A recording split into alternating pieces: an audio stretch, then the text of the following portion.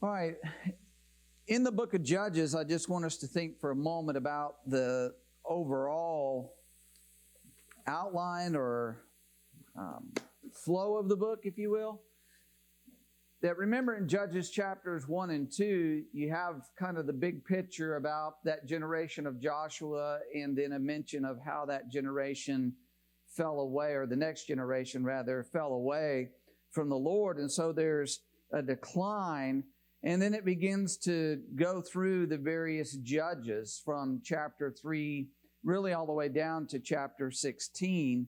And at the beginning, you have the better judges, the judges where there's not a lot mentioned about their failures, their sins, about bad character, things like that. Remember Othniel at the very beginning, there's nothing at all bad said about him, and he seems to be a very good and faithful man.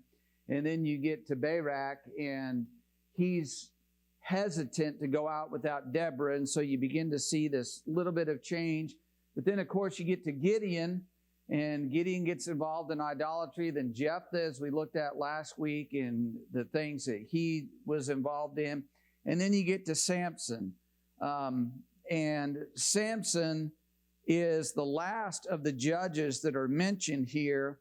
And it kind of goes with that flow of the book where there's a degrading of the judges overall. And remember, it's not laid out in chronological order. It's really laid out in this order of here's how it started and here's how bad things got during this period of the judges. The Truth for Today commentary says that Samson is the last of the judges mentioned in the book, of course, and then he's considered to be the bottom of the downward spiral of judges presented in the book. And when you look at that, you see that, there's a lot of space given to him, 13, 14, 15, 16. And it tells us about multiple things with him and what he did, that if we didn't have the book of Hebrews to tell us Samson was a hero of faith, we would think this guy is a scoundrel. But Hebrews 11 tells us that he was among the heroes of faith. We don't get that picture necessarily out of the book of Judges, although I think at the end of his life you can understand why he ends up in Hebrews chapter 11.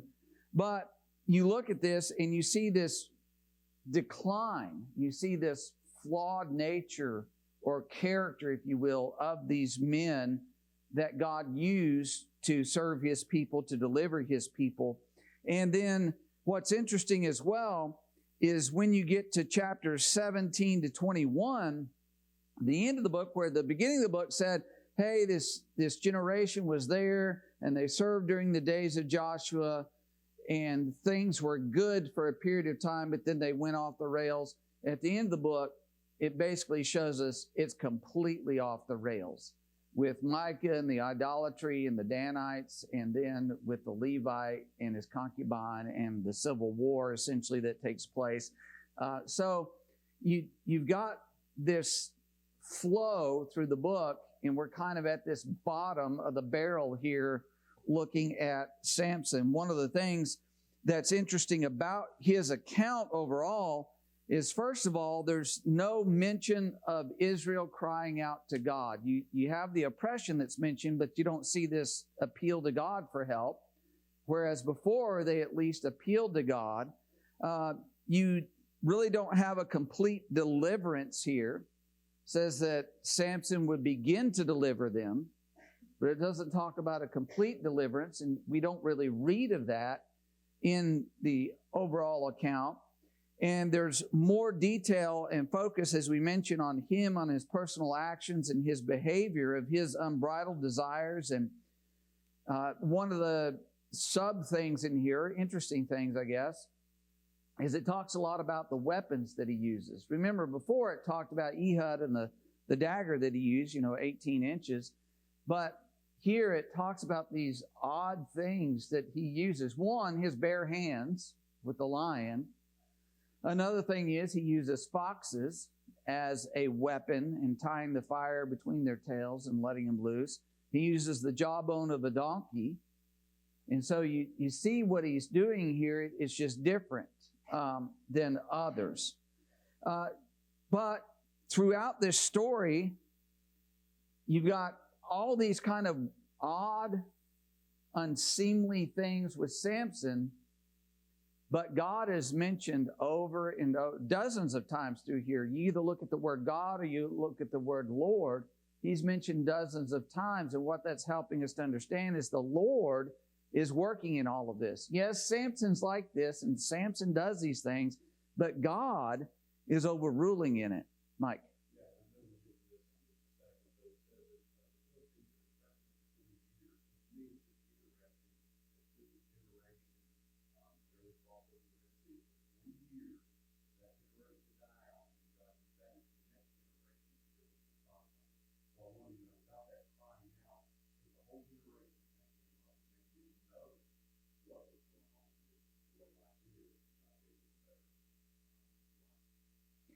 Yeah. Yeah, he raises a man up to help them out, to lead in these things. And we're going to see in here that not all faith is gone, that there always has been and always will be a remnant of people who believe in Jehovah God and seek to honor and worship Him. We see that really in Samson's parents here. So let's dive in to this account, and let's read verses 1 through 7 to start with. Judges 13, 1 through 7. Who will grab that for us? Go ahead, Zach. The people of Israel again did what was evil in the sight of the Lord. The Lord gave them into the hand of the Philistines for 40 years. There was a certain man of Zorah of the tribe of the Danites, whose name was Manoah, and his wife was barren and had no children. And the angel of the Lord appeared to the woman and said to her, Behold, you are barren and have not borne children, but you shall conceive and bear a son. Therefore be careful and drink no wine or strong drink, and eat nothing unclean. For behold, you shall conceive and bear a son. No razor shall come upon his head, the child shall be the Nazarite to God from the womb, and he shall begin to save Israel from the hand of the Philistines. Then the woman came and told her husband, A man of God came to me, and his appearance was like the appearance of the angel of God, very awesome. I did not ask him where he was from, and he did not tell me his name. But he said to me, Behold, you shall conceive and bear a son. So then drink no wine or strong drink, and eat nothing unclean, for the child shall be the Nazarite to God from the womb to the day of his death. Okay. So Israel doing evil here, it doesn't specify the evil, but what do we assume? And I think rightly so. What would you assume? And I think, yeah, there's idolatry in here. It doesn't spell it out. At other times, it kind of spells those things out. But here, you understand they're doing evil, meaning they depart from God. They're not honoring Him as God. They've fallen into the ways of the peoples around them. And so they are oppressed. They're oppressed for that 40 years. That is a very long time. One of the longer periods of time that it mentions about oppression in here. But that has to be heavy and degrading upon the people. There are some who say that Samson and Shamgar seem to be around the same period of time. There's not a lot. There's only one verse that mentions Shamgar, but it's the idea the Philistines were involved in the oppression there as opposed to the Moabites or the Ammonites or whoever else.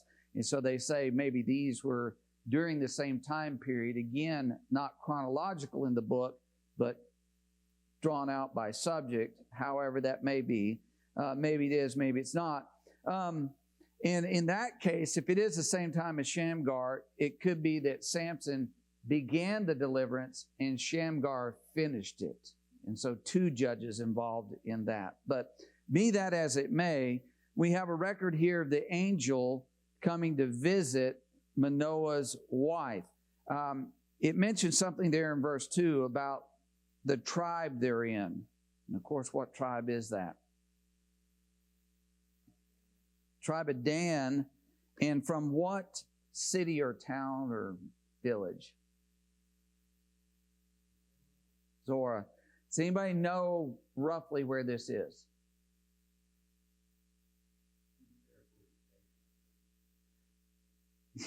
Yes, yes. But see, that's kind of tricky for us. That's why I want to bring this out. Because generally when we look at Israel, and particularly the United Kingdom, remember Dan is in the north, Beersheba is in the south. And so we say Dan to Beersheba, but this is before the tribe of Dan moved to the north. Originally, if you go back to Joshua, their territory was given to them. It was down really almost a subsection of Judah, kind of like Simeon. And this town of Zorah and these other towns that are mentioned here are all in that southwest region. Remember, the Philistines are along the coast in southwest Canaan, and they're in Ashkelon and various places down through there. Let me turn the map around for you. They're over on the southwest side. Judah is the southern part of Israel and its territory. Simeon's within there, and Dan is kind of between Judah and the Philistines, where this would be. And so that's why you see this interaction. We see in the book of Judges where they end up moving north. The tribe of Dan ends up going to the north. But again, thinking about that, they're down in that area, and it says that of this tribe of the Danites, this man by the name of Manoah and his wife. And what's the issue with Manoah and his wife? Okay. And what does that tell us?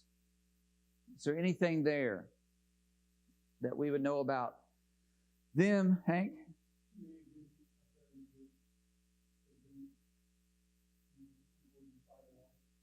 Okay.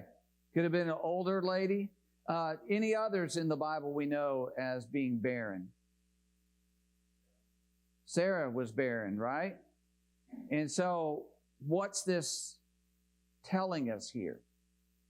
When the angel comes and says, you're going to have a son.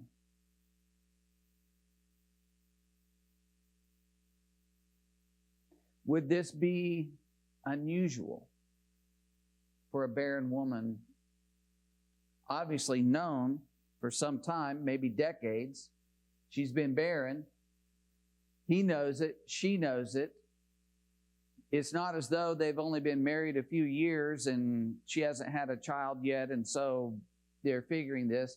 This is saying, and especially with the repetition between, verse 2, verse 3, she is unable to have children. That's the natural state of things for her. But then the angel comes and says, you're going to conceive, you're going to have a son. So God is intervening here, and it's helping to draw attention to that the child that's going to be born is a special child and something that God has in His plan for His people. Just like Isaac being born. That was something special, something unique, something God was working with to bring about His will. So that's what's happening here with Manoah and his wife and the child that they're told they're going to have.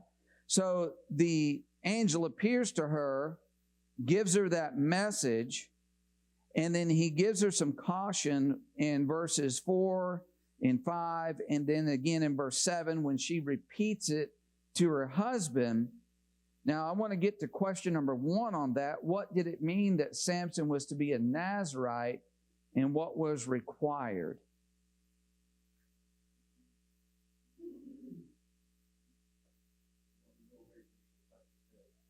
Okay, no razor. So his hair's to grow over time. What else?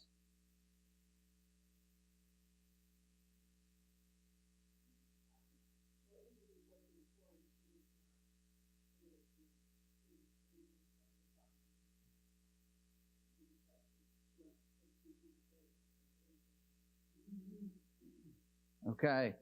Yeah, when you go back to Numbers chapter 6, where it gives the law of the Nazirite, something interesting there is when you look at that law of the Nazirite in Numbers 6, it's really for an adult man or an adult woman to take this vow, and it was only a temporary vow. What's different in the case of Samson, of course? lifelong, from the womb, telling his mother, you need to start practicing these restrictions now, and then your son has to keep them throughout his life. And so it's helping us to see in part that Samson was a man from even before birth, but when he comes into this world, he's to be dedicated to God in a unique and special way above what others in the Israelite society were. And God was going to use him to begin, as it says there, to deliver from the Philistines. Any other thoughts on that? What else was the Nazirite not allowed to do?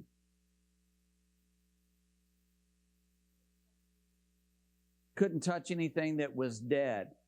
You remember from number 6, the provisions it gives concerning that.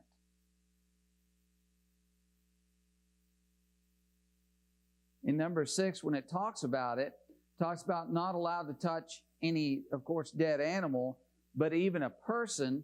And it said even mother or father or siblings could not make an exception. But it said if someone died suddenly next to them, that then it nullified the Nazirite vow and they were to shave their head and start over.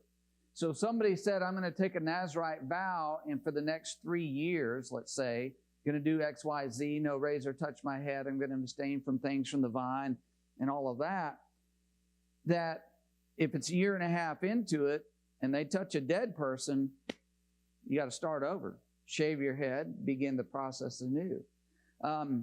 So that all is going to play into what we see with Samson and what he's doing in his life, which is essentially ignoring his Nazirite vow from start to finish.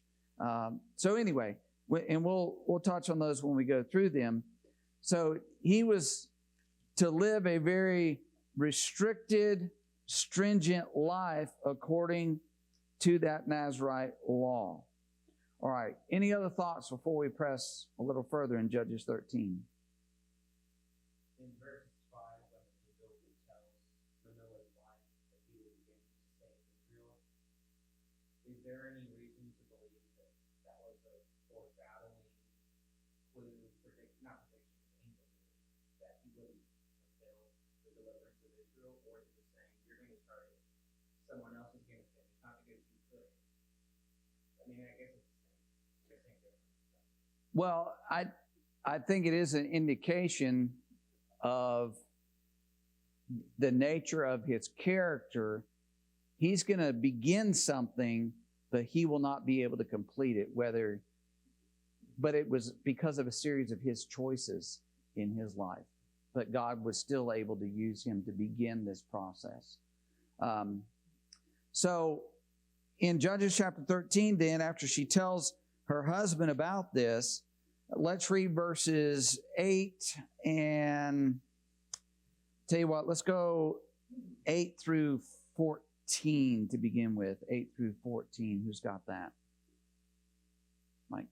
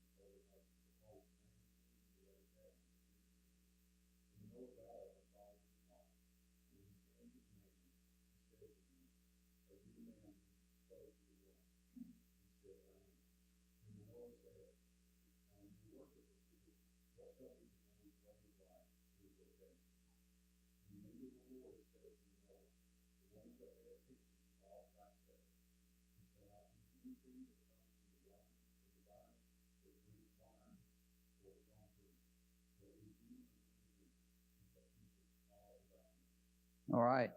So right there in verse 8, what does this tell you about Manoah and what's his concern? What's his focus?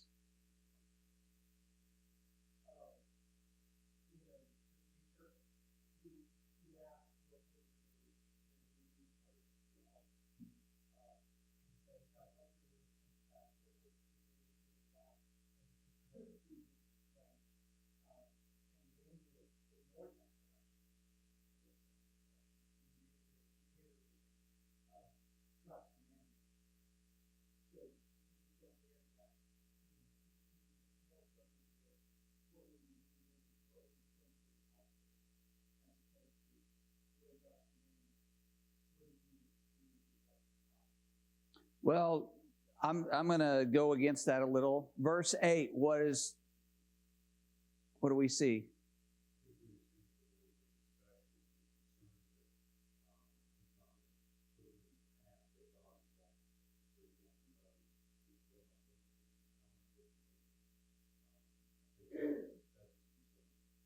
The very first little phrase here, what does that say? He prayed to the Lord. Okay, we read that maybe and just easily overlook it, but what kind of society is this guy living in? Pagan. It says 40 years the Israelites have oppressed him because they've sold themselves to do evil. But here's a man who believes in Jehovah, who's praying to Jehovah, who worships Jehovah. As we see a little bit later here, he's wanting to make this offering. He doesn't understand exactly who that angel is, but he's wanting to make this offering. But he is a believer in Jehovah God. And that's why the Lord came to him and his wife, and really to his wife, but came to his wife and said, you're going to have this son. Because there's some reasonable confidence that they're going to help Samson to learn some things that he needed to know as he was going to go out and serve God and serve Israel. But here he's concerned about, I want to make sure I'm doing what's right with this boy. Because you've said he's going to be born. Obviously a great relief, a great joy for him and his wife because she's been barren. They've wanted a child. And he was told he's going to deliver Israel, or at least begin to deliver Israel. Well, tell us what we need to do. What's my responsibility here? So he's kind of trying to dot his I's and cross his T's, so to speak. He wants to make sure it's all down. And I believe that's what he's asking for is details. What do you need me to do? So I'm here, I'm ready to do it. Just tell me. And that's why he's asked God to send the angel again. I want more information about what's to go on here. So he's instructed, here's what you do. Make sure that your wife is doing the things that she's been instructed to do, that she obeys this. So he needs to help support her in that. Make sure that she has what she needs and you're helping her, encouraging her to follow after this. Because you can imagine a husband and wife, let's say the wife or the husband and wife, they usually like to eat grapes for a snack or something. I don't know. But he's saying, don't you violate this. Don't you, cause an issue here. You guys need to be aligned together in this. Make sure she does that. We understand Samson is special, but isn't that the prayer that any faithful parent? Hey, Lord, me and my spouse and I be on the same page to do what you want us to do for your child. Yeah, we know what your word says. We need to be better at understanding that. Help us to do the right thing. And that's the prayer of a parent. Yes. You can ask your children or bless. This week, Lord, I know last week I slipped on this side of things. This week help me do better. I know what your word says, but I need you to help me. And may my wife and I be on the same page about that. This is a beautiful example of parents who are thankful, committed, but recognize their power. Right. I really want to get this right. And that's a great point. Hank?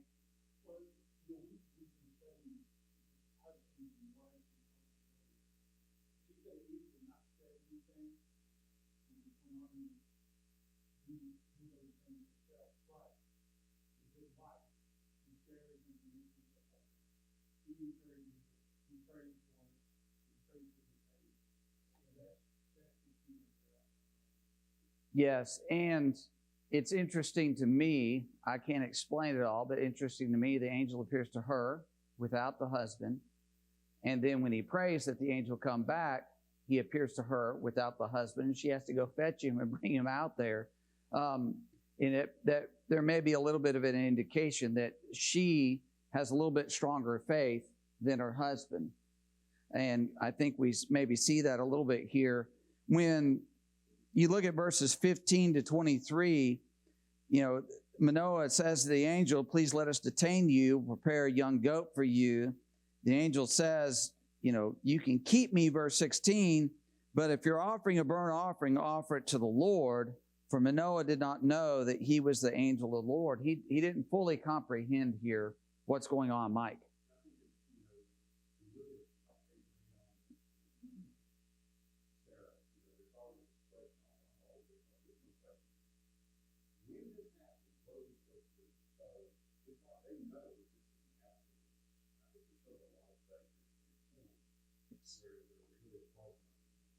Right. These are the people who are striving to do the Lord's will in spite of everything going on around them, and they were doing the Lord's will, and they're blessed. And that's a great point. They don't even question it, wonder about it, not like Sarah laughing, shall I, bear a child and things like that. Well, he makes mention of this offering, and the angel tells him, yes, do that, but you offer it to the Lord. And in verse 19, took the young goat grain offering, offered on the rock to the Lord, and the angel went up in the flame and disappeared. And what was Manoah's response in verse 22? We're going to die. He's filled with fear. What's his wife's response in verse 23?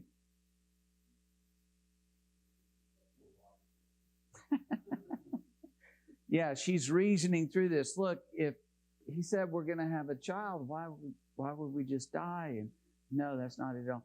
So you see a little bit of their personalities maybe coming out, and maybe why it was that the angel went to her first the 2 times. But it's not saying he lacks faith or that he's doubting anything. He's overwhelmed, realizing, wow, we were here in the presence of God, represented by that angel, but he's thinking, oh, wow, how do we get beyond this? How do we live through this? Because the Lord had told Moses and others, no one can see me and live. And that's why Moses, just saw the back part and was put in the cliff of the rock there. So anyway, so it goes on, verses 24 and 25, to say that she bore a son, he grew, the Lord blessed him. And verse 25, what? Very specifically.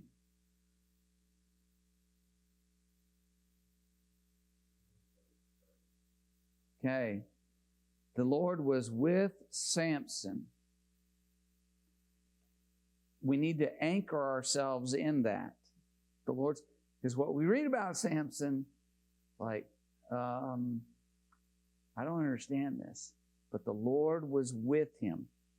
That does not mean the Lord approved of everything he did, but the Lord was working through him. And we'll talk more about that in a second. Let's read chapter 14, verses 1 through 4. Who will get that for us? Judges 14, 1 through 4. Carter.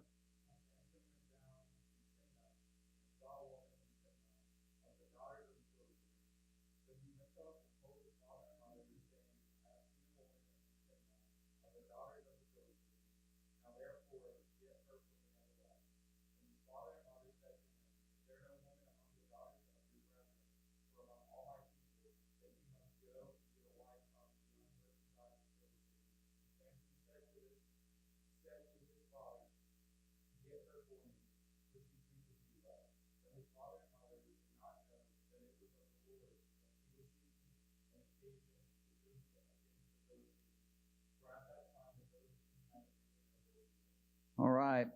So he desired a Philistine woman as a wife. He had seen this woman when he had gone down to Timnah, and he goes back and he tells his parents about it. And what's their first reaction?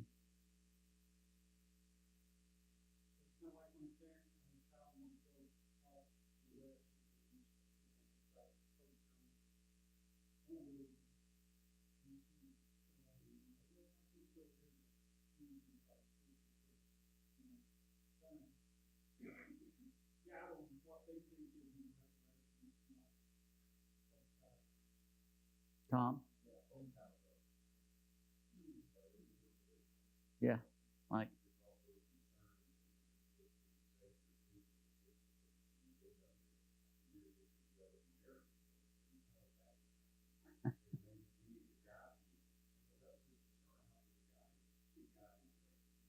Yeah, Yeah. So it says there, we're going to get to this question about marriage and stuff in just a second, but it says that the Lord's working with him and working in this to bring something about. To me, it's similar to Jacob and Esau. All right, Jacob, his name meaning supplanter, and he was deceitful to bring about the thing that God wanted to bring about. And God overruled and worked through that.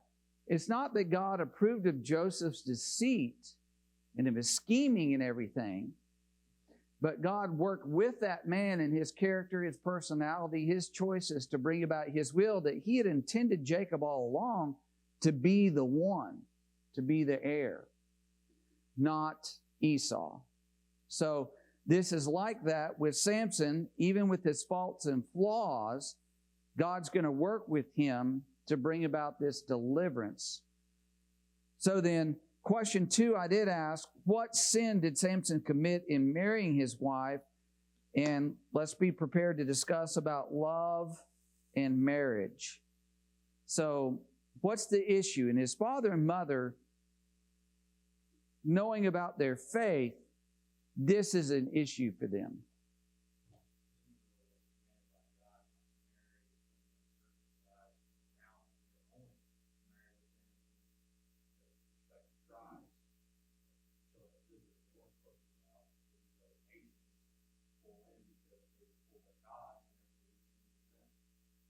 Yes, exactly. Anybody have anything to add on that? So Deuteronomy 7, it lays it out. And Deuteronomy 7 lists a host of nations. It doesn't mention the Philistines, but it doesn't necessarily exclude the Philistines either. It's not as though they, don't marry all these, but this other idolatrous people you can marry. It's in there in the spirit of what's written down. But he was getting into an alliance here that was with an idolatrous woman, with an idolatrous family from an idolatrous society. And that's a problem. You see that throughout Israel's history, and that's why God warned them, don't do that. And Samson, though, he's blinded by his passions for this woman, and he ignored his parents' counsel and guidance. Is that wise for young people to do? Do parents have a pretty good perspective about their children and maybe some choices that they make in life like that?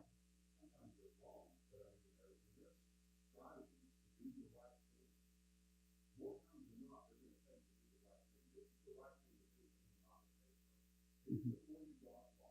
Mm-hmm.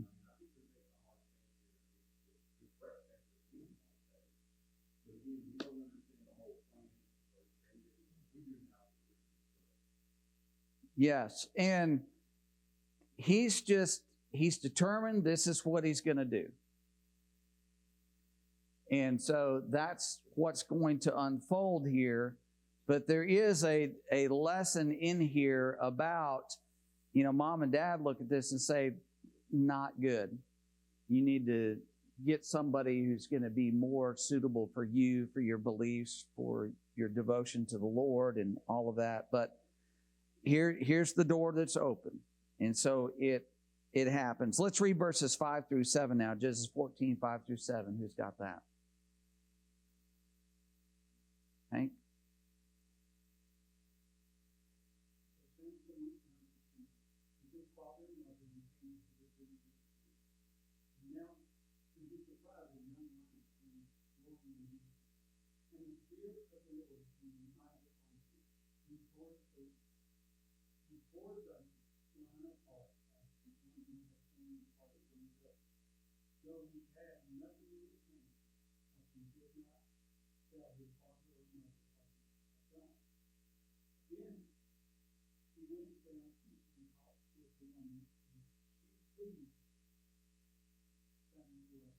Okay. So here he kills the lion. It's interesting that it mentions that on the travel down there, he goes to the vineyards. Now, as a Nazirite, there's no reason for him to be in there in the vineyards, and he's separate from his father and mother. So it's not like they're walking and they all just happen that, the path goes through a vineyard. He veers off to go into a vineyard. And one of the commentators said, well, that seems to be hinting at the fact that he's ignoring his Nazirite vow, and he's going in there maybe grabbing some grapes to eat along the way, and that's his intent when he's going in there. Maybe it is, maybe it isn't. But when he's there, that young lion attacks him, and he tears the young lion to pieces. It mentions that the Spirit of the Lord came mightily upon him. Why do you think maybe that this incident unfolded here? Why is he able to? It was God warning him. You don't do what you're supposed to do. You're going to get negative consequences are going to be immediate. And I'm still with you, so I'll be overcome. And I think that's the thing about the first 4 5 8 verse 15 balance of the double power about like foreign line seeking to be made devour. But with every temptation, God provides a way of escape. And so this is as much for us now than it is for Samson as a warning to the point and bad things won't happen. I think also through this conversation we had, we picked up in the conversation on truth is law. And then you love that. This is God saying, oh, I'm cool with you. This is all about. Okay. I believe I'm not going to discount either one of those. There also may be an element here of like David when he was young keeping the sheep and he killed a lion and a bear, and that gave him the confidence, I can go out, take Goliath, I'm not worried about this guy. And maybe Samson needs a little bit of confidence here about, hey, the Lord is with you. You shouldn't be over here. But the Lord is with you. You're going to be in an environment you shouldn't be in, but through the power of the Lord, you're going to be able to overcome that. And so he can go and face these Philistines as he goes out to the battles. So this unfolds. He doesn't tell his parents about it, which is interesting. You would think a man like this would come back and you wouldn't believe what just happened. And, I guess he cleaned up. But however it is, he gets back to them. They go on. He's with the woman. The woman pleases him. So this is the time that there's an agreement taking place about the marriage that is pending. So let's read verses 8 through 11. Who's got that? Judges 14, 8 through 11. Carter?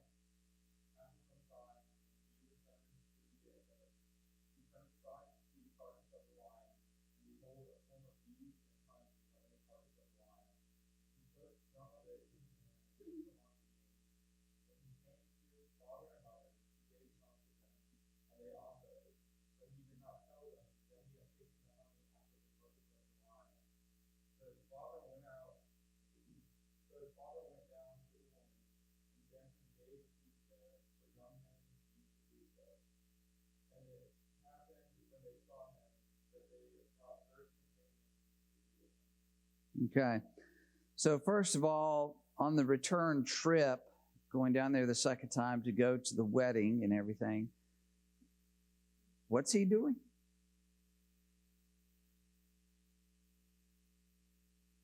Verse 8.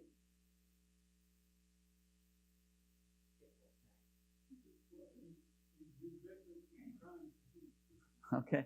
He goes back. He wants to see that carcass. But what's the problem? He's a Nazirite. He's not supposed to be doing that. So he's just ignoring it. And that's kind of what hints back at first time he went into the vineyards. Probably it was a case of where he was going down there. He's not supposed to eat the skin, the grape, anything. You need the juice from the grape, none of that. But here, very clear, going to the carcass of the lion, he's unclean now. He's violated his Nazirite vow, his commitment to the Lord. And he partakes of that, and he takes it to his parents to eat of it. And one of the commentators mentioned about how even the bees and the honey, that because that was from the dead lion, that it itself was unclean, where normally it'd be clean. If it was, honey in a regular hive or whatnot, it'd be okay. But in this case, because it is from a dead animal, it's a problem, and he gives his parents, and he gets them involved in the uncleanness that is there, that all Israelites were not to be involved in that as a general rule. But he gets down there, and there's this wedding feast, and in that wedding feast, he has these 30 companions who are to be with him. Who are those 30 companions? Who are the people they're from?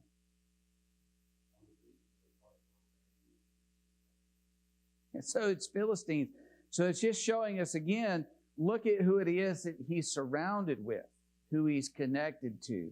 It's not a good thing for him to be down there with them. But verses 12 to 18, let's read that and get this riddle. 12 to 18, Zach. And Samson said to them, "Let me now put a riddle to you. If you can tell me what it is, within the 7 days of the feast, and find it out, then I will give you 30 linen garments and 30 changes of clothes. But if you cannot tell me what it is, then you shall give me 30 linen garments and 30 changes of clothes." And they said to him, "Put your riddle, that we may hear it." And he said to them, "Out of the eater came something sweet, out of the strong came something sweet. And in 3 days they could not solve the riddle. On the 4th day they said to Samson's wife, 'Entice your husband to tell us what the riddle is, lest we burn you and your father's house with fire. Have you invited us here to impoverish us?' And Samson's wife wept over him and said, 'You only hate me. You do not love me. You have put a riddle to my people, and you have not told me what it is.' And he said to her, 'Behold, I have not told my father nor my mother, and shall I tell you?' She wept before him the 7 days that the feast lasted. And on the 7th day he told her, because she pressed him hard. Then she told the riddle to her people. And the men of the city said to him on the 7th day before the sun went down, 'What is sweeter than honey? What is stronger than a lion?' And he said to them, 'If you had not filed with my heifers, you would not have found out my riddle.'" Okay. So he proposes this wager based on the riddle.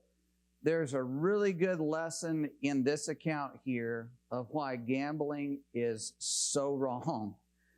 Because look at everything else that unfolds around it besides just, in the Bible, it shows us there's 3 legitimate ways to get money. And that is, 1 is a gift, 2, hard work. You work and you earn a wage. And 3 is you have barter or exchange, and you trade something for something else. Here is an illegitimate way to get something. Samson is thinking, I'm going to get 30 changes of clothes, which for them it was a bigger deal than us because clothing was so expensive, all of it hand done. There's a lot of labor involved in that. And so he's thinking, I'm going to get something out of this, and I've got a way to trick them out of it. And of course, they work a way to flip it on him, and he ends up honoring that as far as paying off the wager, paying off the bet. But it just shows the whole nature of that. And it's different. Some people sometimes ask, well, what's the difference between gambling and putting money in the stock market? Isn't that a gamble? Well, there's a risk there, but it's different. If everybody sitting at a poker table puts $100 in and somebody wins the hand, that if there's 5 people there, 4 of them are going to lose $100. And one of them is going to walk away with the rest.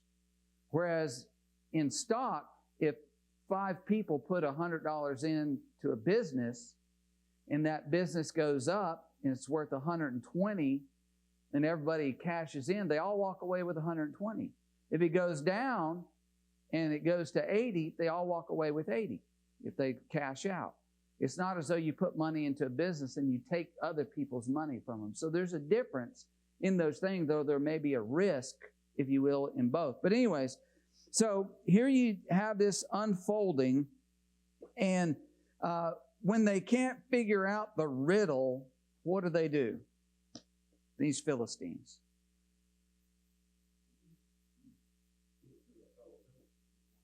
And how do they handle that? How do they approach that? Yeah, her and her friend. Unless you tell us, we're going to kill you. And what's this for? What are they wanting from Samson?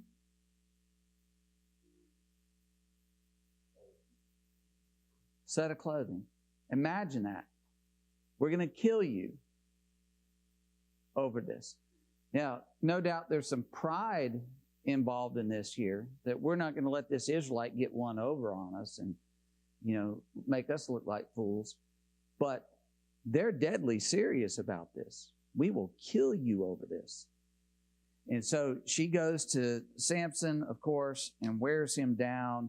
And he finally gives it up and tells about that. And they go back and they say, okay, what's sweeter than honey? What's stronger than a lion? And what was his response to that in verse 18? It's an odd response to us, but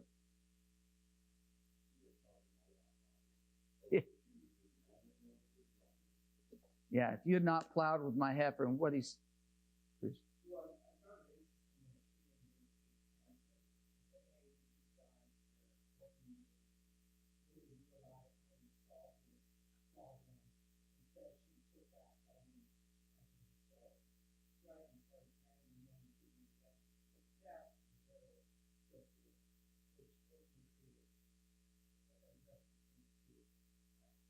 Yeah, big time riff, and none of it ends up good. And what he's saying here is, they didn't plow with heifers. And so he's saying, you misused my wife, and that's why you know about what's happening here. So he's angry about it. But again, in 19 and 20, it says, the Spirit of the Lord came upon him, and he went down and he killed 30 men and took their garments and took it to the people to pay it off.